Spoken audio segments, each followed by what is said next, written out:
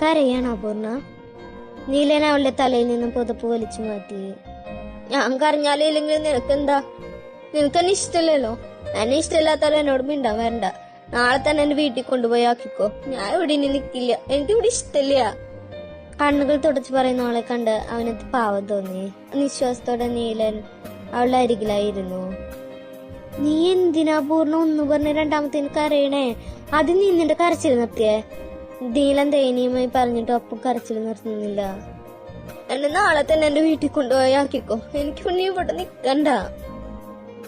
അതിനിപ്പോ എന്താണ്ടായേ? ഞാൻ പറഞ്ഞു എനിക്ക് നിന്നെ ഇഷ്ടമല്ലാന്ന്.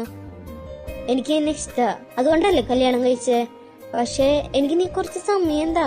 നീ വിചാരിക്കുന്ന പോലെ എനിക്ക് നിന്നെ സ്നേഹിക്കാൻ കഴിയുമെന്ന് പോലും എനിക്കറിയില്ല. ഒരു പക്ഷെ നിന്റെ സങ്കല്പത്തിലെ ഭർത്താവായ എന്നെ കൊണ്ട് കഴിയില്ല പൂർണ്ണ. നീല, നിനക്ക് സങ്കടായോ? ഞാൻ വെറുതെ ചോദിച്ചതാ. ഞാൻ നിനക്കൊരു ശല്യാണെന്ന് തോന്നിപ്പോയി, അതങ്ങനെയൊക്കെ പറഞ്ഞേ.